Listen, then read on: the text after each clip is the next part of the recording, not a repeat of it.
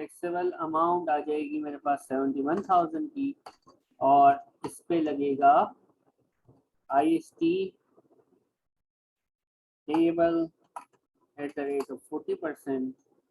71,000 को 40% 20 कितना, सॉरी कुछ गलत लिख दिया मैंने शायद अमाउंट ना। हेलो, अमाउंट सही चेक कर दीजिए। 627,560 माइनस 103,000 क्या बचता है? 71 नहीं बचता, वो मैंने गलत लिख दिया था। 524,560 50% लगेगा 209,824 और पेड बाय गर्लफ्रेंड।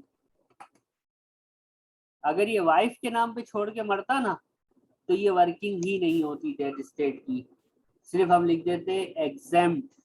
लेकिन ये गर्लफ्रेंड के नाम पे छोड़ के गया है और girlfriend is not a wife.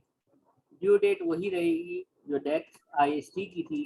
महीना of death, month of death को छोड़ दो, 6th मंथ इसके बाद जो आ रहा हो उसकी आखिरी तारीख लिख दो। आप देख रहे होंगे ज़्यादा टाइम हमें life time IST death IST करने में लगता है। डेथ स्टेट सिंपल है, बस मैं बार बार कह रहा हूँ, और ये हमारी आज इसकी लास्ट क्लास है इस टॉपिक की। फिर मैं नहीं बोलूँगा क्योंकि मैंने आपको इसकी रिवीजन किट की वीडियोस भी भेजी, देखी आपने? जी दानिश उबैद, एक वीडियो अभी नहीं देखी, वो किट कर रहा था। देखना, आप बोलोगे यार इतने आसान क्वेश्चन 2-3 4 मिनट में यानी सॉल्व हो जाते हैं, तो उसका स्टैंडर्ड लो है। मैं यही कह रहा हूँ कि आप नील रेट बैंड को कंफ्यूज नहीं करोगे, टेस्ट वाली चीज याद रखोगे, इंशाल्लाह आपसे ये हो जाएगा। बाकी इसमें कोई मुश्किल चीज नहीं है। टिमोथी, अच्छा सर एक चीज बताओ। हाँ हाँ सर जो ये डेथ डेथ स्टेट के अंदर हम जो कैलकुलेशन करते हैं वो, और जो IST लाइफ टाइम में करते हैं वो, उनका बिल्कुल सेम है। लेकिन जो डेथ IST की कैलकुलेशन है उसके अंदर जो है वो टेपर रिलीफ और लाइफ टाइम आता है, और उसका नील रेट बैंड की working same like life time IST की तरह है। लेकिन उसमें CLT अगर रेंज में तो आ जाता है, भले उस पर डेथ IST लगा हो कि ना लगा हो, पैट रेंज में भी होना चाहिए और उस पर टेस्ट भी यस आया हो, तो वो पैट है ना नील रेट बैंड की रिडक्शन में आता है। जबकि डेथ स्टेट का आसान है नील रेट बैंड। आपने डेट ऑफ डेथ से 7 इयर्स पीछे जो रेंज में आ जाए उसको ले लो, जो रेंज में नहीं है उसको छोड़ दो, सिंपल है ये, ठीक है। अभी हमने दानिश आप, हाँ बोलो सर। ये जो IST आता है सर, सेक्शन C के अंदर सर एक सवाल आता है कॉर्पोरेशन से और एक आता है इंडिविजुअल से जी। और सर जो तीसरा 10 मार्क्स वाला आता है वो मोस्टली किस में से आता है? वो कहीं से भी आ सकता है, प्लानिंग के ऊपर होता है। उसको आप उधर IST को ना देखो, IST को आप MCQs में वो करो, या आप सेक्शन B का एक 5 मार्क्स का फुल क्वेश्चन इसका अज्यूम कर लो IST का। ठीक है सर। और ऐसा भी होता है, 10 मार्क्स का, यानी आप यूँ कह लो ना कि अगर सेक्शन B में आ जाएगा तो एक क्वेश्चन होगा, उसके 5 रिलेटेड क्वेश्चन होंगे, जी ठीक। तो 10 मार्क्स हो गए। लेकिन कुछ लोग ऐसे भी होते हैं जिनका IST बिल्कुल भी नहीं आता पेपर में, क्योंकि वो फिक्स नहीं है ना भी आए। लेकिन MCQ जरूर इसके 2-3 इंशाल्लाह आते हैं, ठीक है। तो ये टॉपिक है और आपके सामने है, एक अच्छा टॉपिक है। इसमें घूम सकते हैं स्टूडेंट्स, और घूमते हैं, बैंड्स के अंदर घुमाता है वो और बच्चे घूम रहे होते हैं। ठीक हो गया सर। अब डेथ स्टेट, दानिश हमने आप जब खाना खा रहे थे शायद ये फॉर्मेट पढ़ा था। हमने कहा था सारे एसेट्स प्लस करना, सारी लायबिलिटीज, फ्यूनरल एक्सपेंस, और जो स्पाउस अपने नाम या सिविल पार्टनर, स्पाउस मैंने पहले से कहा हुआ है, जब मैं स्पाउस बोलूँ तो सिविल पार्टनर उसके साथ जुड़ा हुआ है। सिविल पार्टनर या स्पाउस आपस में एक दूसरे के नाम विल में लिख के चले गए, उसको माइनस कर देना, GCE आ जाएगी। GCE आने के बाद वर्किंग कैसे होती है वो आपको आता है। GCE गिवन हो और आगे वर्किंग कैसे करते हैं, you guys know that now, 2 question कर चुके हैं। मैंने कहा था इंडोमेंट मॉर्गेज नजर आए उसको इग्नोर कर देना।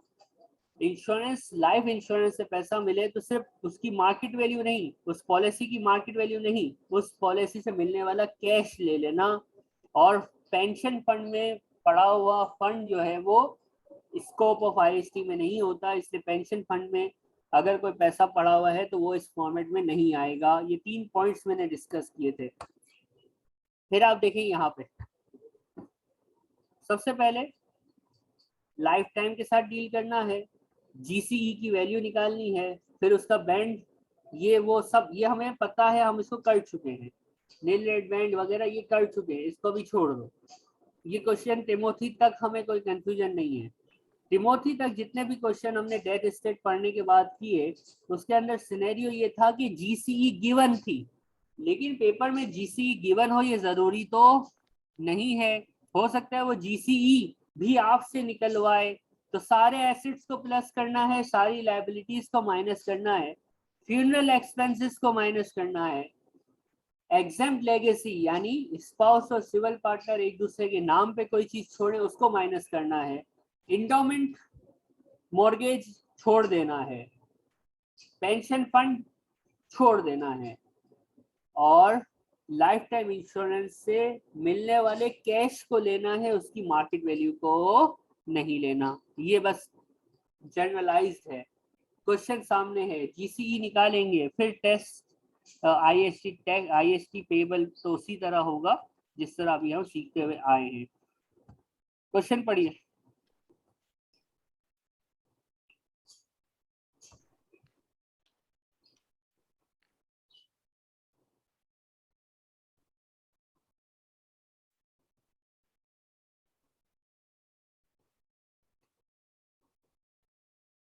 डेथ पे पूछा है और जिस तरह का सवाल है तो जीसीई गिवन नहीं है, हम निकालेंगे। क्या क्या छोड़ के मर गई, सारे एसेट्स एक एक करके बताएंगे। शाबाश। घर छोड़ के मरी, 2 लाख का घर था।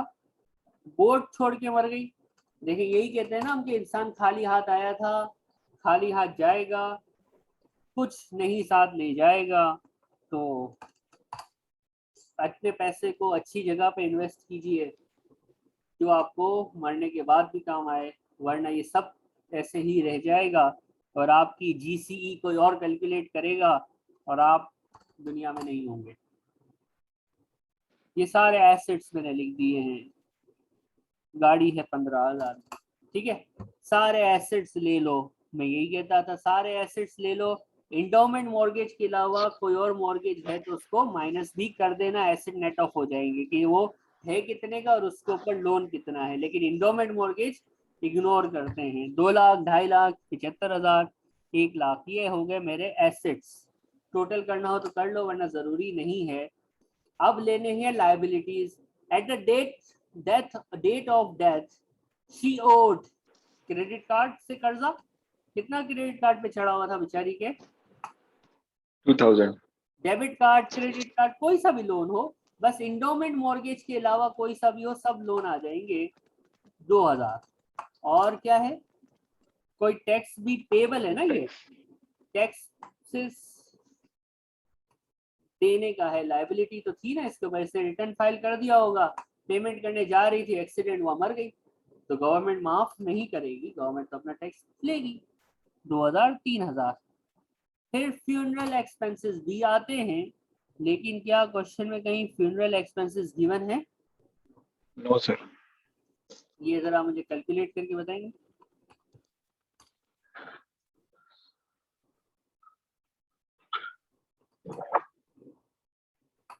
मैं खाली आपकी सहूलत के लिए फ्यूनरल एक्सपेंस लिख रहा हूँ ताकि आप भूलना नहीं कभी भी। ये फ्यूनरल एक्सपेंस पेपर में ढूंढने हैं, क्वेश्चन में छुपे हुए होंगे कहीं ना कहीं आगे पीछे। कितना है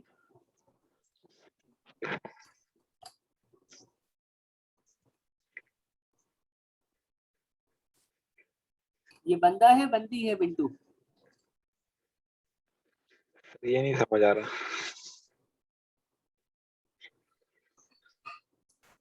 नहीं हो, नहीं है सर, ये सब जोड़ लिखा हुआ है सिविल ना। सी पार्टनर वाला लिखा हुआ है सर, ये सही है, सिविल ये पार्टनर वाला लिखा हुआ ठीक है है। ना। बिंटू की विल जो है उसमें देखो, बेटे के नाम छोड़ना एग्जाम नहीं है, बेटी के नाम छोड़ना एग्जाम नहीं है, लेकिन स्पाउस के नाम छोड़ना क्या होता है, एग्जाम होता है। तो ये बंदा अपनी वाइफ के नाम पे क्या छोड़ के मर गई, क्या छोड़ के गया अपनी वाइफ के नाम पे? The house and shares, house और शेयर्स बीवी के नाम पे रख के मर गया, तो भाई हाउस और शेयर्स एग्जेम्प्ट लेगेसी में आ जाएंगे। ऊपर प्लस हुए, नीचे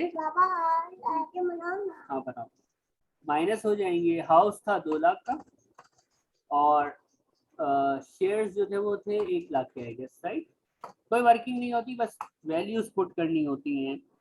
हमारे पास आ जाएगी GCE, जिसका इंतजार था, GCE आ गई और इस GCE पे आप लगा दोगे आगे टैक्स। कोई मसला है GCE की वर्किंग करने में?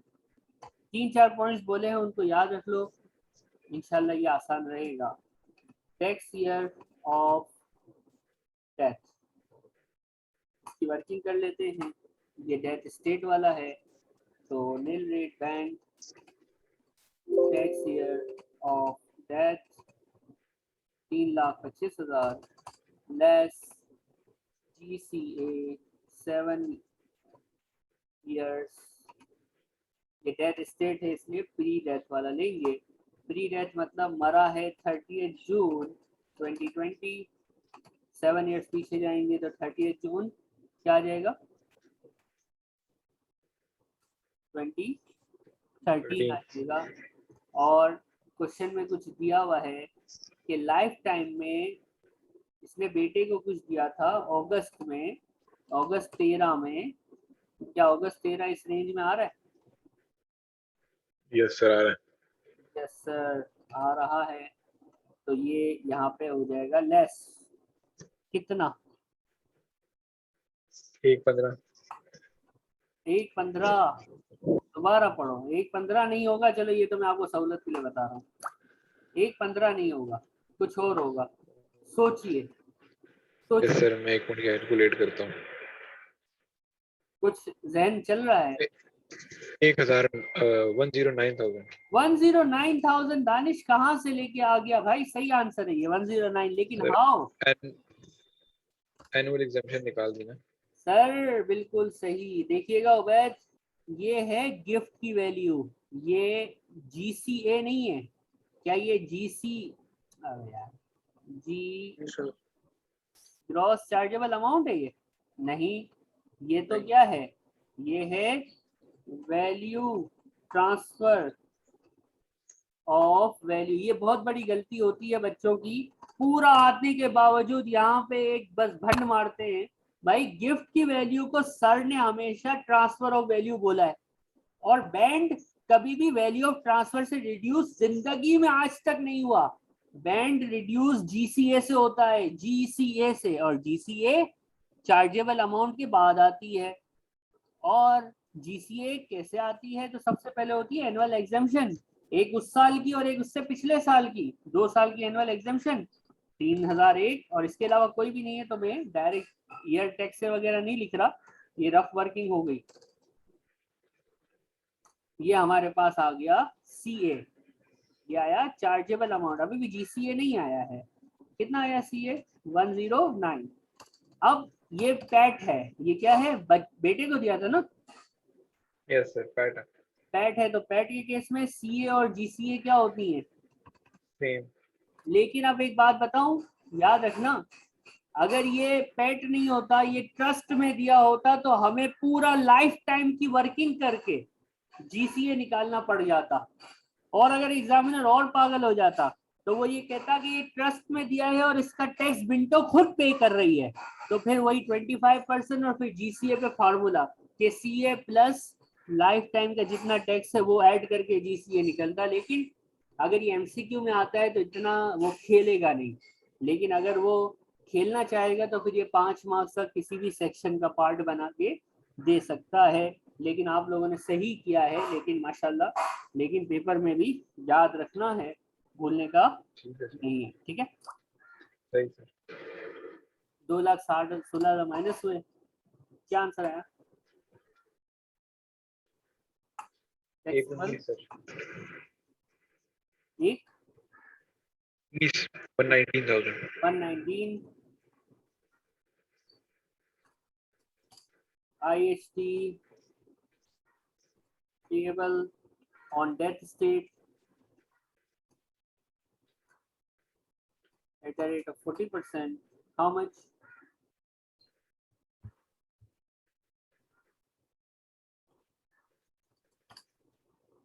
Yes, sir. ठीक है.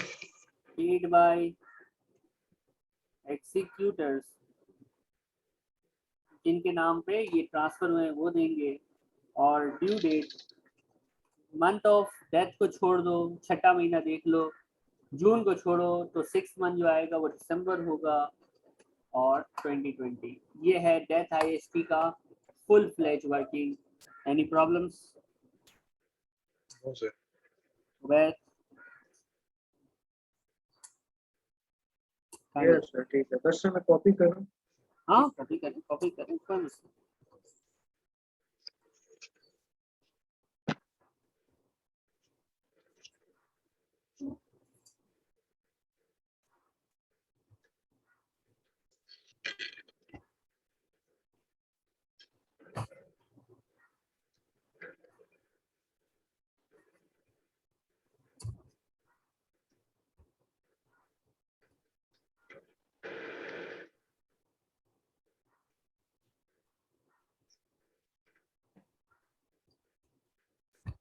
नहीं.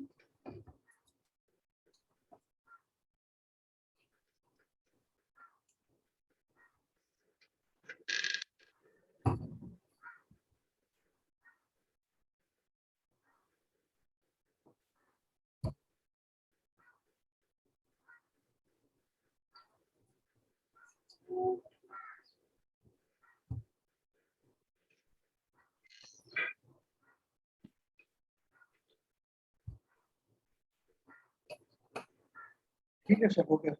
हो गया. जी. अब एक second.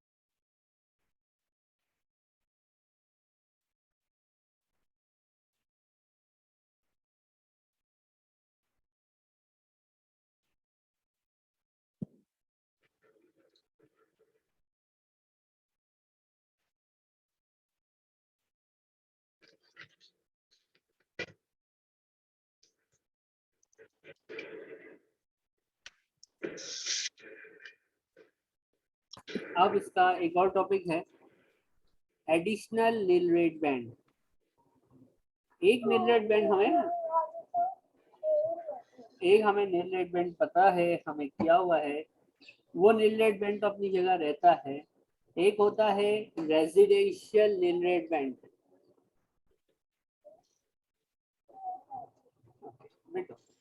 Residential nil rate band, इसकी लिमिट फिक्स है, ये आसान है, ये नील रेट बैंड की तरह आपको कंफ्यूज नहीं करेगा. आसान है, जो मैं कहूँ उतना याद रखना, इंशाल्लाह ये खुद ब खुद हो जाएगा. अगर डेथ स्टेट है यानी residential nil rate band lifetime IST और डेथ आईएसटी पे अप्लाई नहीं होता. क्या बोला मैंने? Residential nil rate band lifetime और डेथ आईएसटी पे अप्लाई नहीं होता. होता है. सिर्फ किस पे अप्लाई होता है?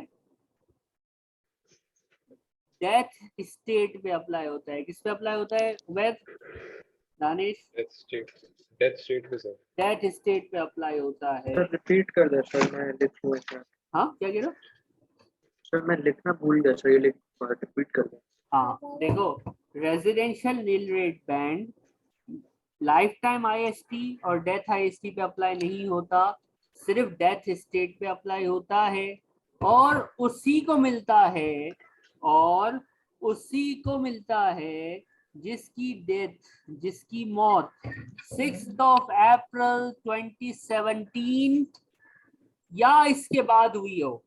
जो 6 अप्रैल 2017 वाले दिन मरा या इसके बाद इस दुनिया से गया, ये रेजिडेंशियल नील रेट बैंड सिर्फ उसके लिए अवेलेबल है, क्योंकि ये इंट्रोड्यूस ही इस दिन हुआ था, इस टैक्स ईयर में हुआ था। टैक्स ईयर 17-18 में ये इंट्रोड्यूस हुआ था। इसके 6 अप्रैल 17 पे जो मरा या इसके बाद कोई मर गया तो उसको रेजिडेंशियल नील रेट बैंड मिलेगा।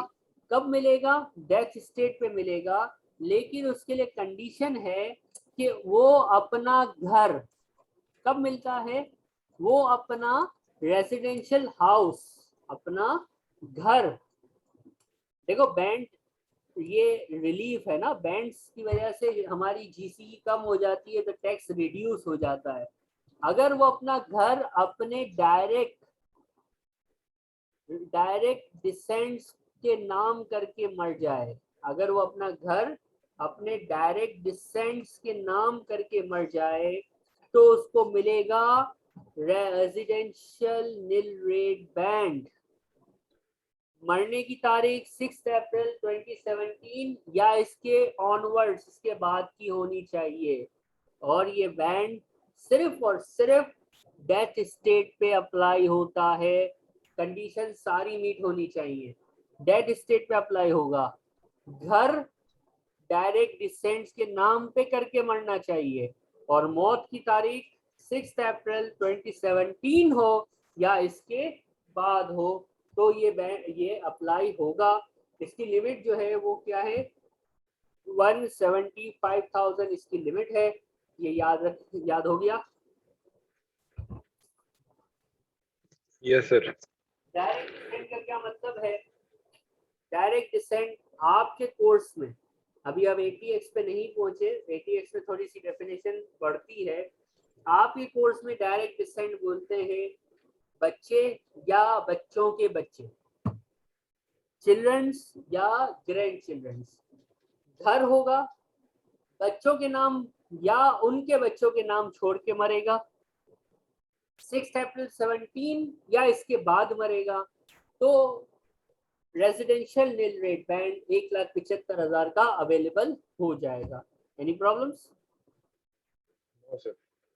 हाँ नहीं सर, ठीक है। क्लियर है। ये कैलकुलेट कैसे होगा? इसकी रेजिडेंशियल आपको पता है ना, मैंने आपको बताया था बैंड्स की वजह से कभी भी नेगेटिव फिगर नहीं आती, ऐसा बताया था नहीं बताया था? यस सर, बताया था। बस ये याद रखना।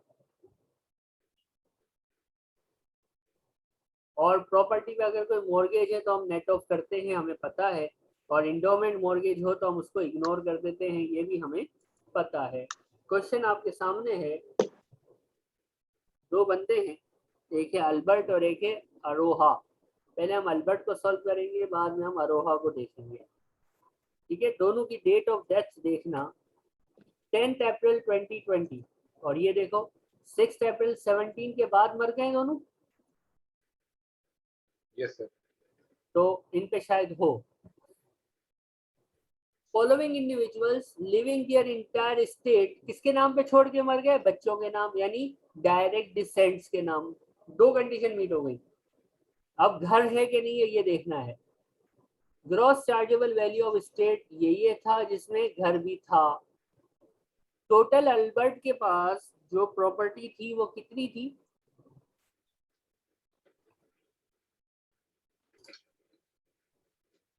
जी भाई, अल्बर्ट के पास टोटल जीसी कितनी है उसकी? 80,000। 50,000 जीसी लेना है हमने तो। अब इस पे आएंगे बैंड्स ना। अब रेजिडेंशियल नील रेट बैंड आएगा कि नहीं आएगा? नील रेट बैंड तो इसके बाद आता है। Nil rate band residential nil rate band के बाद आता है। इस बंदे को रेजिडेंशियल नील रेट बैंड मिलेगा कि नहीं मिलेगा, तो कंडीशंस मिलेगा सर। याद करते हैं। अप्रैल 17 के बाद मरना चाहिए। ये बंदा अप्रैल 20 में यानी 17 के बाद मर गया, इट्स फाइन। घर होना चाहिए, जीसीई में एक घर का पोर्शन होना चाहिए, यानी जीसीई के अंदर घर भी नजर आ रहा है। देखो लिखा हुआ है कि 8.5 लाख टोटल है जिसमें 3 लाख का घर है।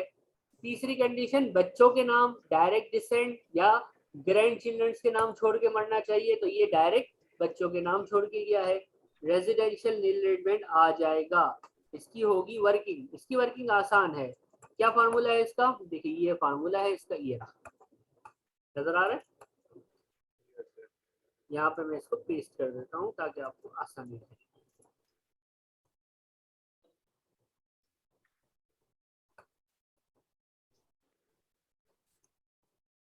ये इसका फार्मूला है।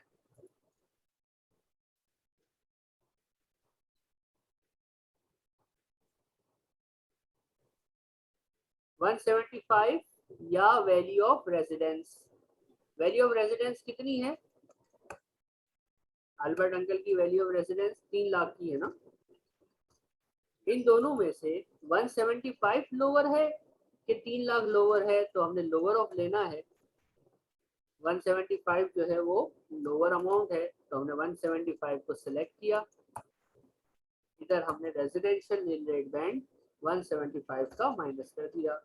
Nil rate band tax year of death का होता है।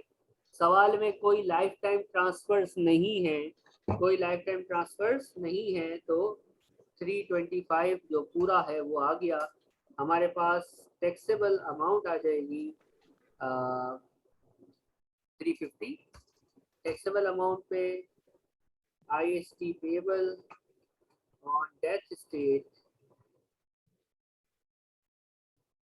at the rate of 40%, 140,000 paid by children's या executors।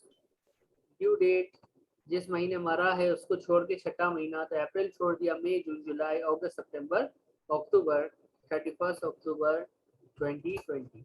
ये है residential nil rate band. Any problems, any confusion? जी मिस्टर नहीं सर ठीक है। अल्बर्ट कंप्लीट हो गया। आरोहा करके दिखाओगे मुझे? Yes sir. बस रेजिडेंशियल रिलेटेड में जो बच्चे गलती करते हैं ना, वो बस ये समझ लेते हैं कि 1,75,000 का होता है। भाई ऐसा नहीं है, लोअर ऑफ होता है, लोअर ऑफ 1,75,000 या वैल्यू ऑफ रेजिडेंस में जो लोअर होगी ना, वो रेजिडेंशियल रिलेटेड होगा। कब मिलता है, डेट ऑफ डेथ को देखो, घर है कि नहीं उसको देखो, और किसके नाम पे छोड़ के मर गया है उसको देखो। ये टॉपिक भी खत्म, अरोहा कर दीजिए, रेजिडेंशियल रिलेटेड कंप्लीट।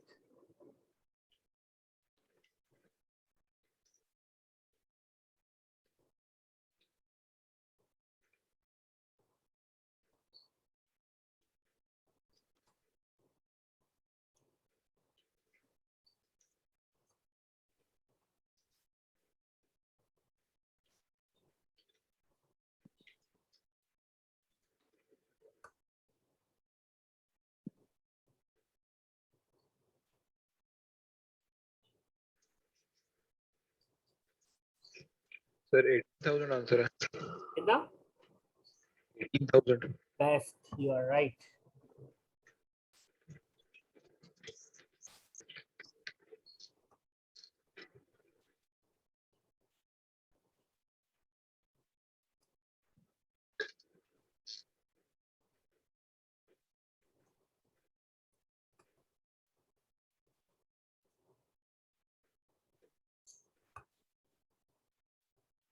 अरोहा जीसी टोटल लेनी होती है घर के साथ 4.5 लाख।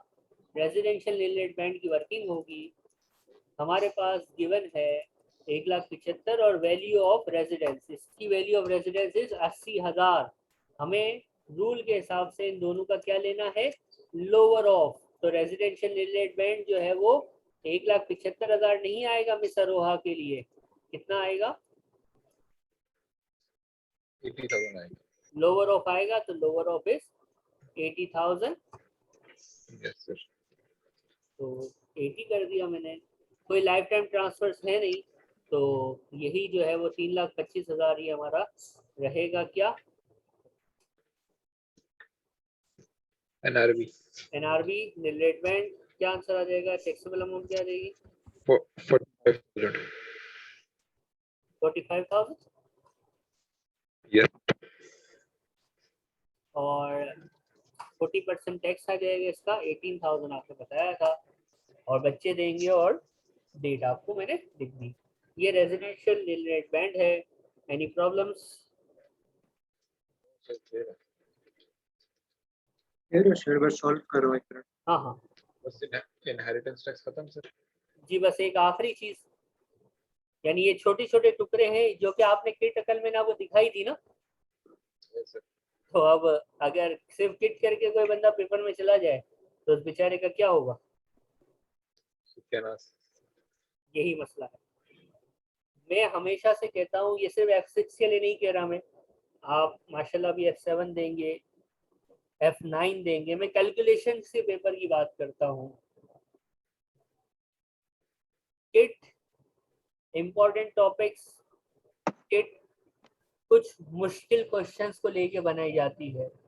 किट 100% एग्जाम सिलेबस पे नहीं होती, लेकिन जिस तरह का अब आपका पैटर्न ऑफ एग्जाम है ना, section A, section B, section C, examiner के पास चॉइस ही चॉइस है. वो कोई सा टॉपिक कहाँ से भी ला के वो टेस्ट कर दे. आप क्या करेंगे? किट में आपको एमसीक्यू फॉर एग्जांपल रेजिडेंशियल का नहीं मिलता, और आपने बस क्लास में पढ़ा था, किट के ऊपर फोकस करके पेपर में बैठ गए, प्रैक्टिस ही नहीं की थी. आपको याद तो आएगा सर ने पढ़ाया था, लेकिन फिर आप बोलोगे यार ये किट में तो नहीं था, पेपर में आ गया, तो फिर वो मजा नहीं आएगा. ठीक है. Yes sir. Okay sir. हो गया. Yes sir. हो गया. जी ये सर. है एक क्वेश्चन. अबाहा, अबहा क्या नाम? हाँ नाम है. मुझे इसका आंसर चाहिए. आप लोग करके देंगे. Okay sir. डेथ स्टेट के बाद वाले नोट्स भेज दीजिएगा. ये है कुछ जी जी, वो मैं भेज दूंगा डेट स्टेट के बाद में.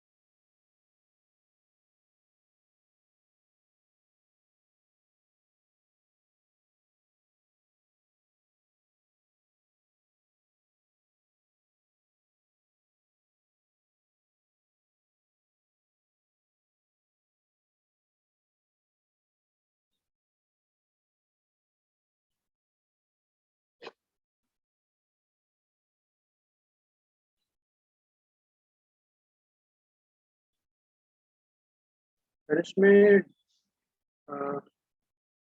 डेथ स्टेट कैलकुलेट करनी है.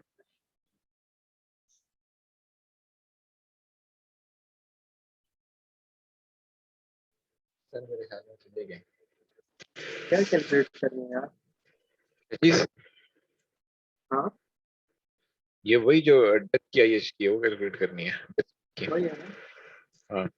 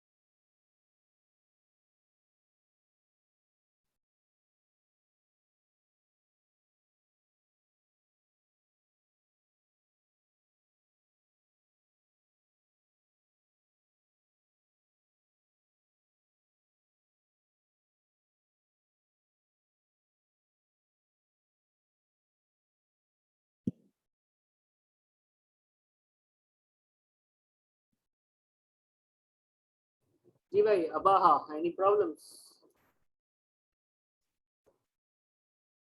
क्या आंसर आया? 213,600 आवाज क्या कह रहे हो? 213,600 नहीं आईएसटी पेबल कितना आ रहा है? 80,000 आ रहा है, हम्म 80,000 आ रहा है। नहीं 80,000 आंसर नहीं है वैसे। सर 2,13,600 नहीं भाई, रीज्वाइन कीजिए, 1 मिनट में डिस्कनेक्ट रीज्वाइन कीजिए, फिर मैं सॉल्व करवाता हूँ। ठीक है सर। Yes, sir.